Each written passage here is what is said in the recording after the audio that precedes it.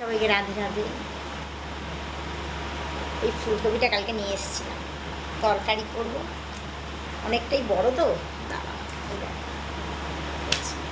তাহলে একটু পকোড়া করি, একটু তরকারি করি। ছেলে তো বললাম পকোড়া খাবি, ছেলে তো শুনে বকুল বাজাচ্ছে, মানে হ্যাঁ হ্যাঁ তেলের জিনিস খেতে আমার বড় ছেলে পটু।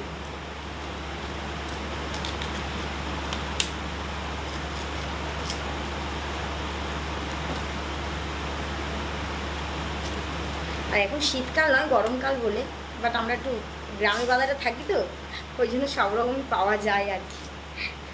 পুরো দেশি, এটা হাইব্রিড নয়। কালারটা দেখেই বুঝতে পারছো,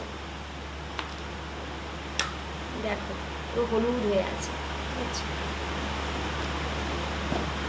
বেশি না, অল্প করেই করবো।